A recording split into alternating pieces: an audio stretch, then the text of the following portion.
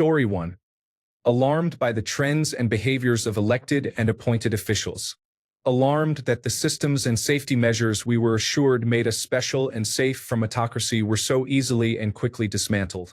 Angry at the people who dismiss this as politics as usual.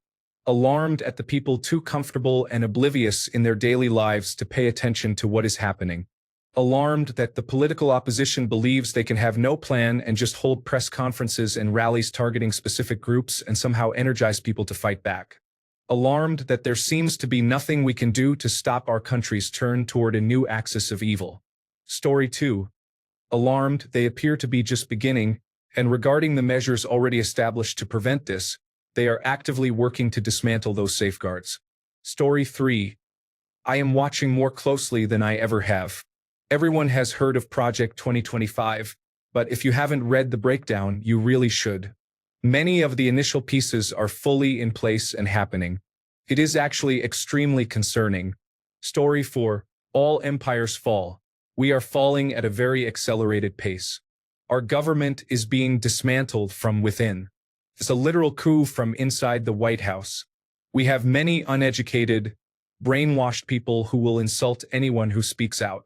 This is a story from the history books playing out before us. Story 5. Ever since 2016, if you weren't aware, people would try to get you fired from your job for having different opinions. Story 6. How alarmed were the Germans, Austrians, Czechs, Poles, British, French, Italians, Swedes, and Norwegians in 1934? The communists were very alarmed, naturally. Story 7. Close to zero. If I were alarmed by any trend that resembles a historical event or period, I would be constantly alarmed. However, in the end, nothing ever happens. Society has changed. Europe is not even what it was 10 years ago, so it's not comparable to what it was 100 years ago. This is true for any country. Story 8. Trends that mirror historical fascism? What kind of nonsense is that? If it walks like a goose. Story 9. You mean putting people in prison for using language the government doesn't like, so they send armed officers to your house to arrest you for the crime of having freedom of speech? By the way, 97% of liberals agree that there should be language violations for anyone they don't like who should go to some form of re-education camps. Story 10. Not very. If you listen to Reddit, everything mirrors historical fascism. So it's a real, you know who else drank water? Situation. Story 11. Not at all. I feel that most people making that comparison have no idea how extremist true fascists were. If you are able to criticize your government, it is not fascism. If protesting does not lead to execution or arrest and forced harsh labor, it is not fascism. During the pandemic, some people used to call being asked to wear a mask fascist. So excuse me for assuming that someone is crying fascism for no reason yet again. Extremism develops best during times of famine, war, and poverty. If the West were to experience real hardship, then maybe we would see real fascism as a response. Story 12. It's alarming that almost 100 years ago, leaders exploited the fears of a country that was economically crippled and suffering from a depression to gain power, turning a majority of the population against a single group of people, resulting in millions being wiped off the earth. It's equally alarming that for the past 8 years, one individual has been using the fears of the public and false promises of fixing the country through lies and propaganda to gain influence and power. This person is now the leader of the country for a second time and is using that power to assert dominance on the global stage, as if it were a playground where only they can dictate the rules. Story 13. The President of France visited the United States last week and immediately called for nuclear deterrence for the entire European Union. That should have anyone worried. Story 14. I am not alarmed as much as saddened. Trump, in the lead-up to the election, told everyone exactly what he was going to do.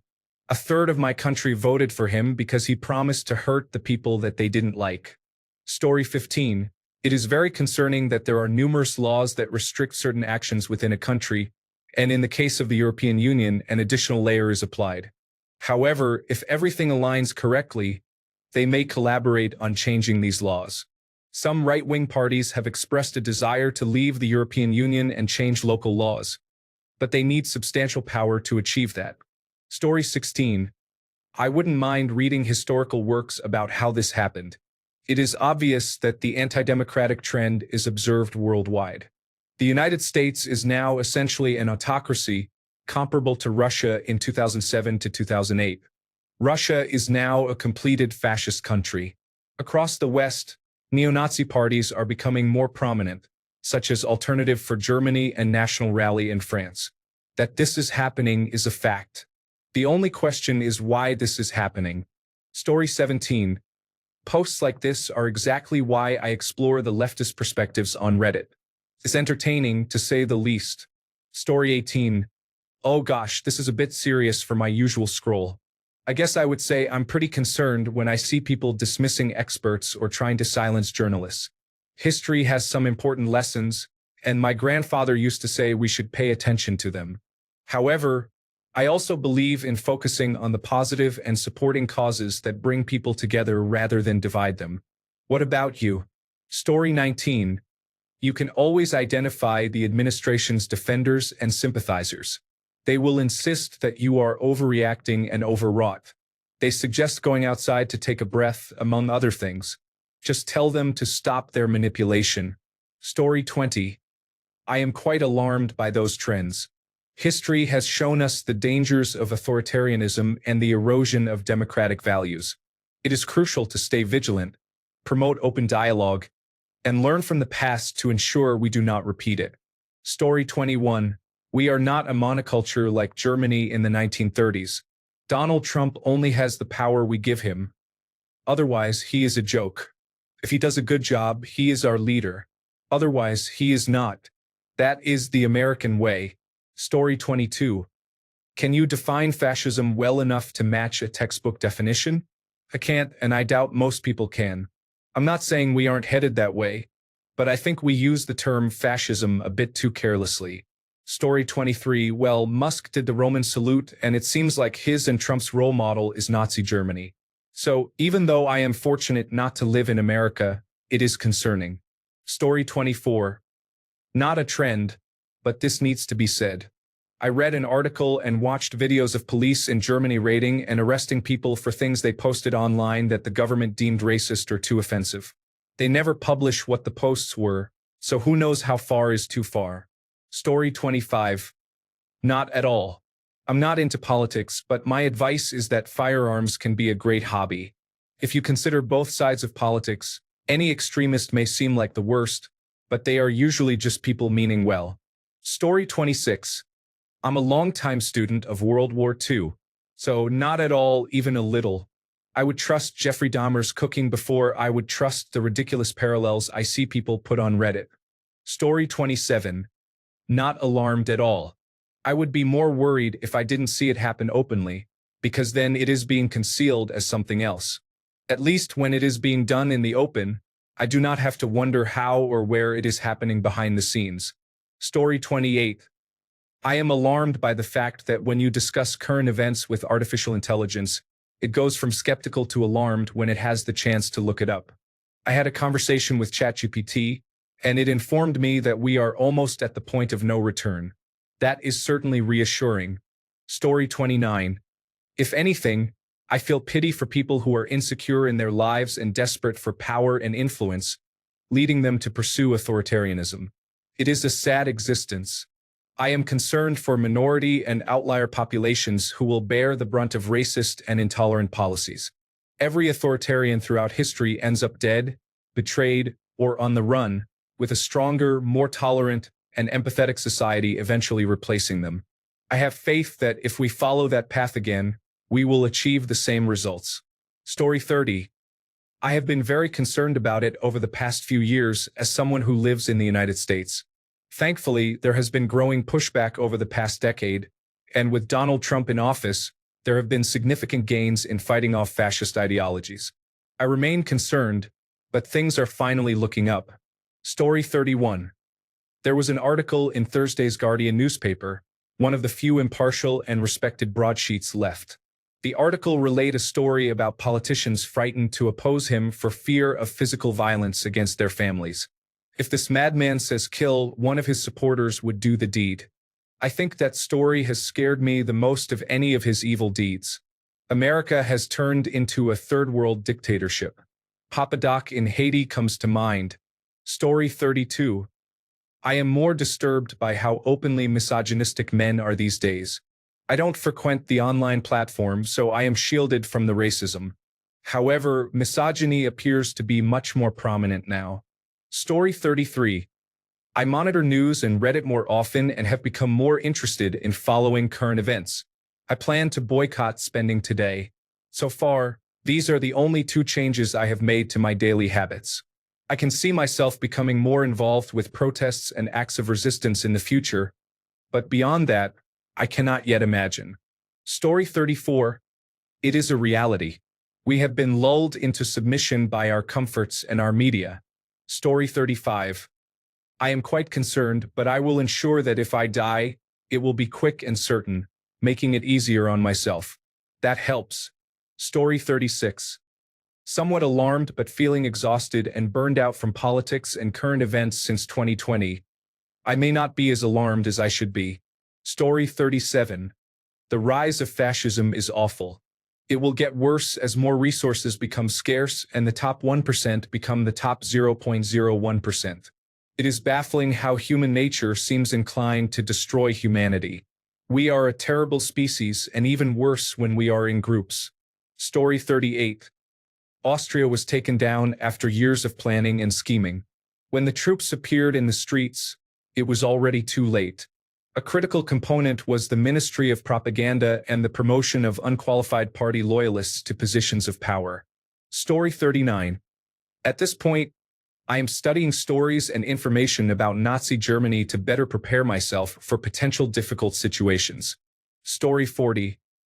I believe that putting people in prison for expressing an opinion about a protected group and limiting freedom of speech during protests is quite revealing.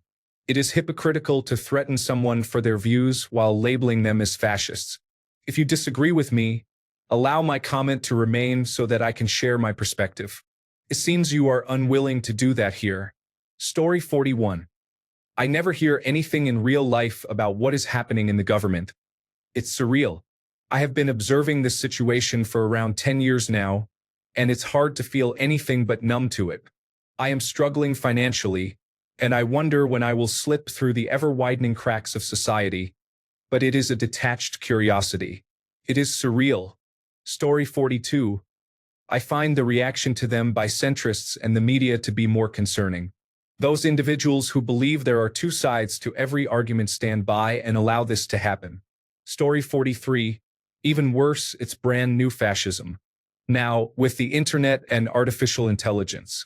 These are literally man-made horrors beyond comprehension. Story 44. Very much. It really does look like we are currently in the early 1930s era before World War II happened. During that time, there was extensive economic warfare, including tariffs, sanctions, and embargoes, among all the key players, increasing military rhetoric and rearmament. Everything that is happening right now is identical to the build-up to World War II. All signs point to another world war in the near future, except this time it will be the United States and Russia versus Europe, the United Kingdom, and Canada. It is absolutely concerning. The Americans seem unable to get right the simplest yet most important thing they would ever have to do in their entire lives. Story 45. I do not think of things in those terms. I see the country as being taken over by a ruling class that is above the law, alongside a group of people who are disconnected from reality. These two factors are incredibly dangerous. I do not know what will happen or if fascism is a realistic outcome. I am more concerned about cults of personality and disconnections from reality, which exist outside of fascism as well. Story 46. Many colleagues of mine in Europe who support Trump are slowly changing their minds. I wonder what happened, but for the rest, wow. Story 47. You know that movie where there's an asteroid headed to Earth and only 3 sane people on the planet want to stop it, but everyone seems either too foolish, corrupt, or ignorant to take action? Yes, the world feels similar to Don't Look Up, and I'm just trying to keep myself happy at the risk of completely losing my sanity. Story 48. How are people only getting alarmed now? The others are much better at hiding it. Story 49. I wish voluntary lobotomies were an option. then it could be a surprise for me along with everyone else. Story 50. More alarmed that so much of America does not understand its history or how its government works. Story 51. Dark Times. I like two quotes from Edmund Burke. 1. The only thing necessary for the triumph of evil is for good people to do nothing. Those who do not know history are doomed to repeat it. Story 52. Usually, history makes things seem not as bad because it is filled with terrible events. In this instance, it truly makes things seem alarming. America is slipping into an autocracy mixed with an oligarchy. The norms of the system have been broken. There does not seem to be any regard for the law, and all the characteristics of an autocratic leader are present. Threatening the media, encouraging violence, denying the legitimacy of opponents, curtailing the civil liberties of opponents, praising other autocratic leaders, and rewriting the rules of the game are all indicators. By definition, this is autocratic, and the main goal is to consolidate power. Story 53. Abortion follows steps similar to those of genocide, but awareness is increasing. There are 1.2 billion victims, but unfortunately, it takes time. Current older generations with their outdated beliefs need to pass away along with them. Story 54. Honestly, it's shocking how blind people on both sides of the political spectrum are to this. Both liberals and conservatives seem to think that suppression, anger, and propaganda are the norm. It's truly concerning. Story 55. I'm still trying to figure out how many people do not see it happening or choose to ignore it. It is essentially the resurrection of a fascist regime, yet so many people are unable to recognize it as such. Story 56. The reduction in size and power of resources is concerning. I am also worried about discussions surrounding the potential for genocide against Jewish people. Story 57. I left during Biden's election when it was clear he wasn't doing anything for the country. I did not expect anti-democratic sentiment to be acceptable to uninformed American voters. I am not going back, and if they start a conflict, I will support the opposing side. Story 58. I'm transgender. I've heard the word eradicate in connection to my minority too many times already, and I've seen cisgender political and cultural figures talk about us in bizarre ways without our input. It's frightening. For instance, until recently, the New York Times had an editor who insisted that someone wanting to inject transgender children with improper hormones and use acupuncture needles was unfairly receiving pushback.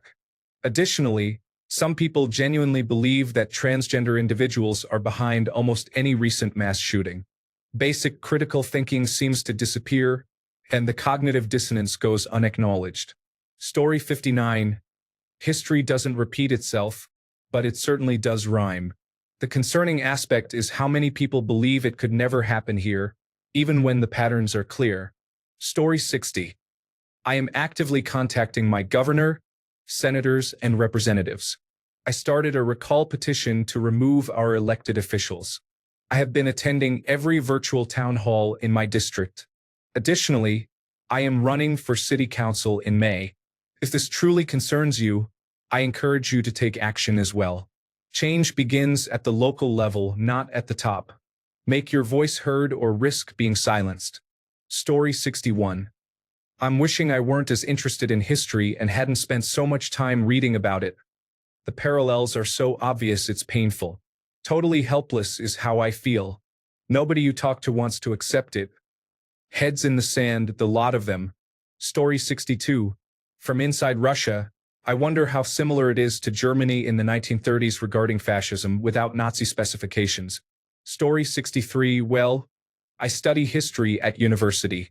There are definitely some parallels that are happening again just 100 years later, but at the same time, we as a society seem to be more aware of it, so I'm not as worried as if 99% of the population were blind to it like a century ago. I just hope that 2039 does not mean World War III starts. Story 64. I first noticed the shift in 2014 during the Gamergate controversy. Online friends started labeling dissenters as problematic or toxic, demanding exclusion rather than debate. It felt less like fighting misogyny and more like a digital loyalty test, purification instead of persuasion. I shrugged it off. Who doesn't want to fight bad guys? But the tone worried me. It wasn't about changing minds. It was about erasing them. By 2016, things escalated. College speakers like Charles Murray were shouted down or disinvited. At my alma mater, a professor warned that questioning privilege frameworks could hurt our grades.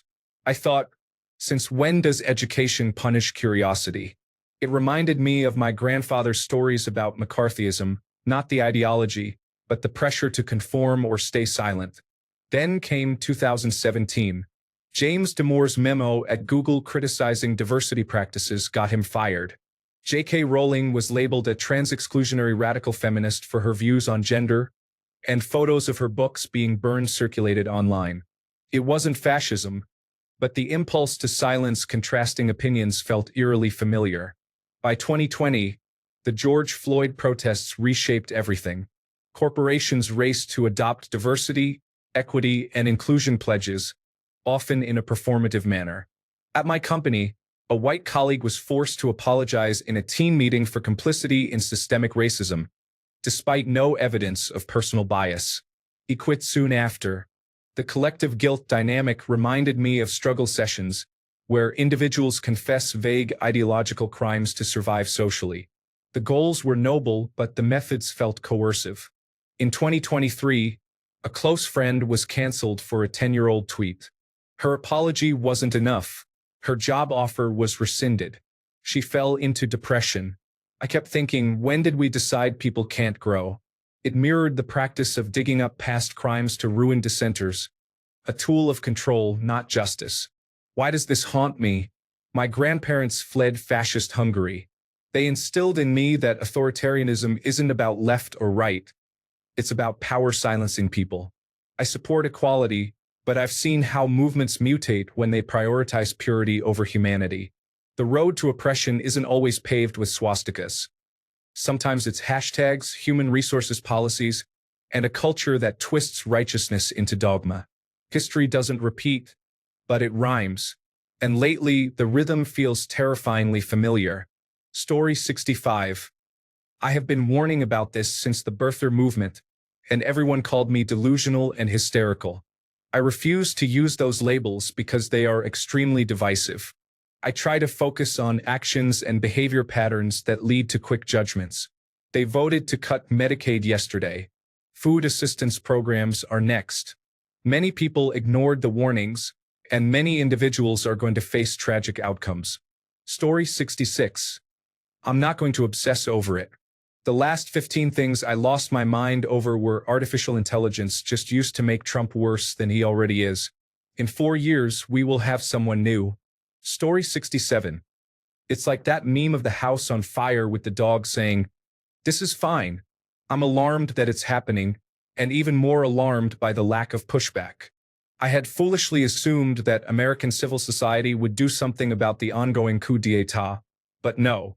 It's reminiscent of videos from the Wagner mutiny in Russia, where people reacted to a column of armored vehicles driving toward the capital with mild bemusement. Story 68. I am baffled by the madness that twists people all over. You cannot constantly criticize and mock everything that happens without any standards. It is so insane. They often call Democrats fascists, but how? People argue over that without addressing how the current administration is undermining the very foundations that make the country work. I am very alarmed.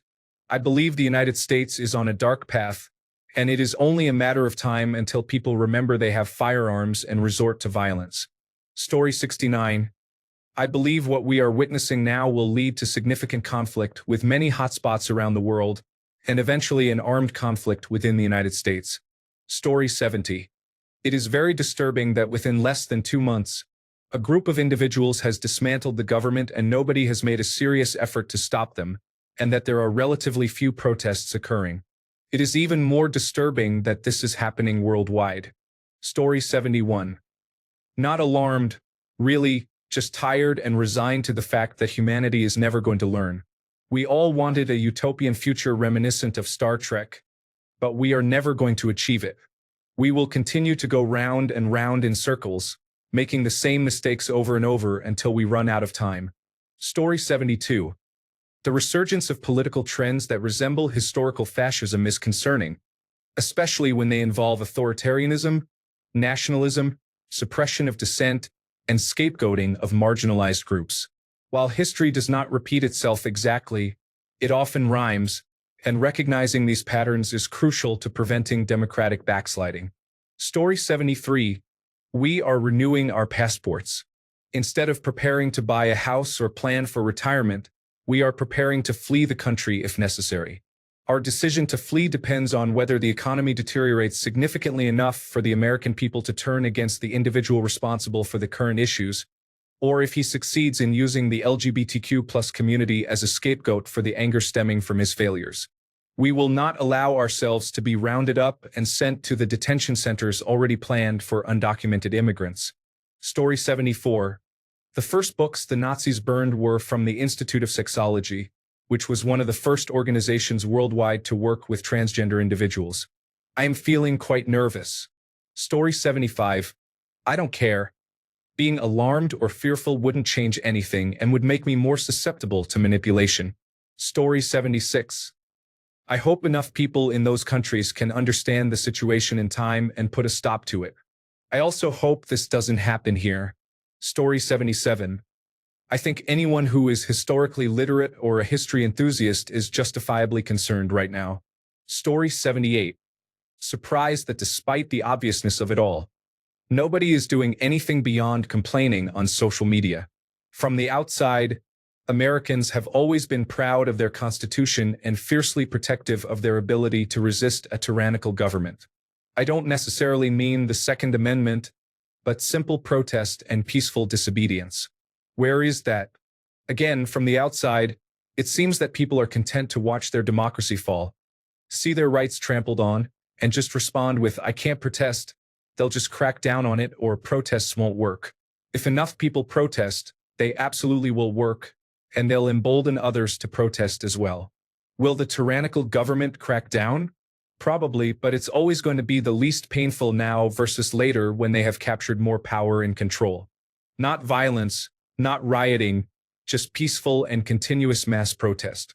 Unsurprisingly, there's research and it takes fewer people than you might think. Story 79. Why is this even a question? They are actively dismantling the United States government right now. As we speak, they've been discussing their plan, but no one took them seriously, and now they are enacting it. Everyone is thinking, that looks a little bit like the Nazis. They publicly talk about being influenced by Nazi tactics. Dogecoin is being compared to the Gestapo. This is not time for concern. This is time to go to the White House prepared for action. This is when you use the Second Amendment, America. Put on your serious demeanor. Story 80. Not alarmed. For external observers, a low point was when Americans elected George W. Bush for a second consecutive term. We consider that Americans did not elect Donald Trump twice in succession to be an improvement. Much of the world, particularly outside Northern Europe, has low expectations of the American political system regarding its interactions with the rest of the world, based on experience. Story 81. Trends mirror historical Marxism. Marxism contributed to the conditions that enabled fascism. Story 82. It's not like I didn't tell people to call for an end to political discrimination, but now we've gone through two polar presidencies that have done nothing but that, and people are still blind to it even as it's being imposed. So really, I'm not alarmed that some Americans are allowing themselves to be put through all this without wanting to physically fight back. But then again, you Americans have a saying, "Oh well, it is what it is." If you're so willing to let things happen because it is what it is, maybe Americans deserve fascism since they aren't willing to physically fight it. Story 83. Fascism is not the concern. Honestly, Americans are too complacent and unhealthy for fascism. Mobility scooters and oxygen tanks do not inspire a martial spirit. To understand what is happening now and where we are headed, study the collapse of the Soviet Union and its aftermath. Things are about to get very strange. People believe they will be exempt because they always have been. However, we are all in the crosshairs now. Story 84. Extremely clear and undeniable, it is supported by a significant percentage of the population. Story 85. I am Canadian and very alarmed that President Trump is becoming so close to and seemingly admiring everything Putin says and does.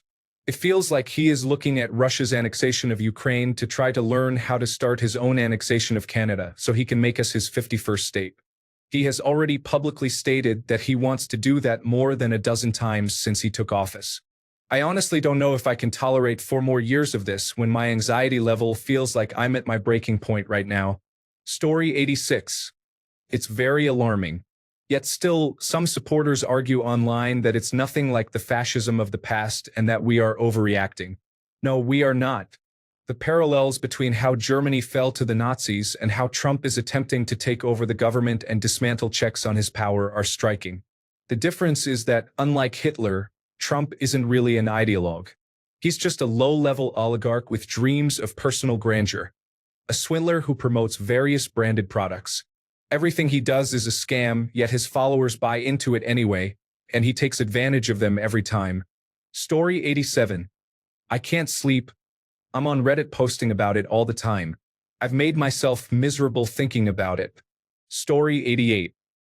I have been alarmed since I realized how much Fox News distorts the truth and allows Republicans to live in a complete bubble devoid of any connection to reality.